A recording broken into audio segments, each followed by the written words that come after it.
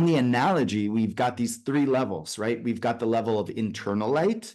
We've got external light, which is connected to the internal light, right? Which is like the analogy of clothing, right? And then we've got the distant light, which is the analogy of a home, okay? Now, when you look at a home, an apartment, you don't know how many people live in that apartment, right? You don't, or in that house. You don't know who's there, right? We have no clue. There's a surrounding light around it. So we don't know what's going on inside. All we have a clue of is what is outside. Obviously, if we're allowed in, so then we could have a clue. But if we're just looking at the outside, then we don't know what's on the inside.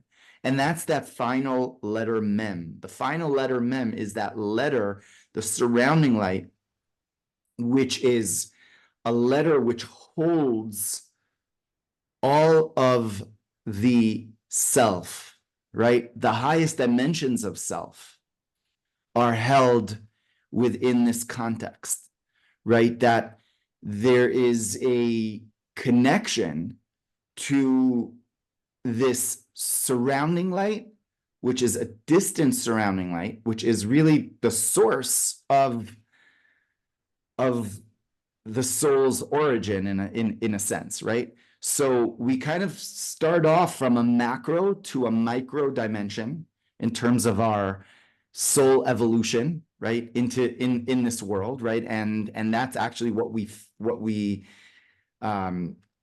how we're born, right? We are born as infants with this incredible potential that we just come out and we're just unified with the creator, like in an unbelievable way, right?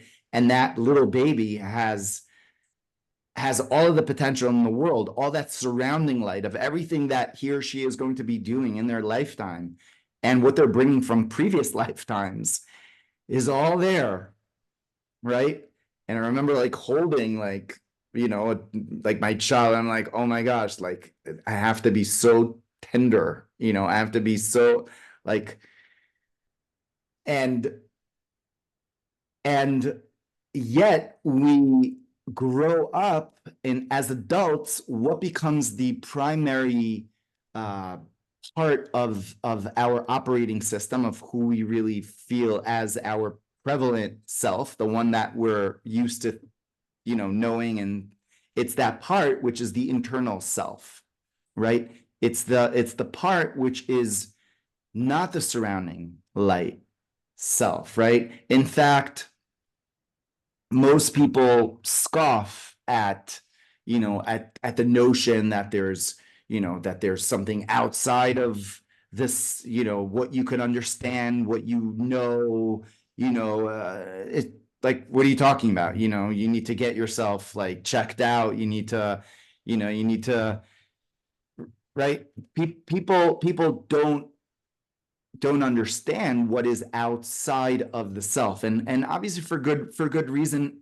Hashem, God, has endowed us with a keen sense of logic, which is within that letter tzaddik, right? Which allows us to really think through and to use our cognitive abilities in order to really, to make decisions, right? But a lot of the decisions that we make are not based on soul decisions. They're based on, as we spoke about in previous classes, they're animal soul decisions that are limiting beliefs that are there, right? That hold us within what? Within the level of our shadow, the Tzelem, that we're like kind of like stuck between the surrounding light and this self that's all enmeshed with itself, and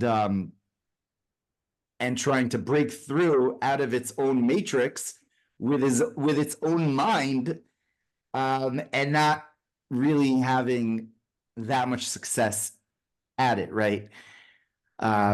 Without bringing in higher power, right? And what is the higher power that we bring in? That's the higher power of the creator, of Hashem, of recognizing that God is not an entity that I can understand with my mind, that God right, is past, present, and future. That reality is a reality which is not an intellectual reality. In other words, my intellect is given to me, right, to us as a gift that we can make very rational decisions, right, to preserve ourselves, to continue to do buckle down on doing the right things, right, staying away from negative things, etc., with our rationale. But to try to understand the creator with our rationale only is like saying that, someone that's in jail could get out of jail on their own, right? Someone needs to get them out of jail, right, in order for them to come out. So that power, that higher power, connecting to that higher power is that letter lamed, which is the understanding that well, it's not just the understanding, it is the accepting or the surrendering. I would actually, really say it's the surrendering to a higher reality, right? That is not exactly the comfort zone that the mind is always used to, right? And that's that level of soul that we're discussing right now. That's the level of chaya, right? That fourth level of soul, right? So the first three levels of soul, nefesh, it's found within our bodies. We could feel it, right? When we walk, we could feel it when we talk, when we touch things, that's the level of nefesh, right? The level of ruach is that world of emotions. It's the level of spirit, of creativity. Then the neshama is found within the divine intellect, right? Of understanding and the intuition. And then beyond that, there is what is beyond what I can understand and feel, right? And my emotions could really even wrap around, because our emotions are all really entangled, right? And found in different shadows if we're just stuck within the realm of just our intellect trying to break out of this matrix, right? So once again, we've got let me just pull up this slide again. Okay. So we've got these three realms of soul, right? The level of inner light, and the inner light is what we can understand, what we can we make sense of, we feel, right? We associate, and that's pretty much, we could say it's limited, right? It's limited. The surrounding light is this level of soul that we're discussing now, the level of chaya, the level of soul which is surrounding us, right? That level of soul which is surrounding us is a truth, right? That we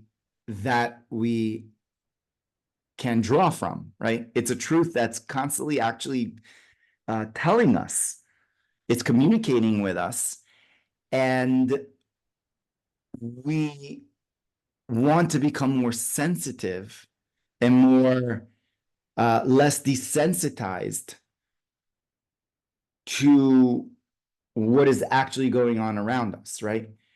And and really all of Kabbalah means to receive, right? That's what the word actually means. And it means, what does it mean? It means to receive this surrounding light. It means the surrounding light of our souls, the surrounding light of the creator.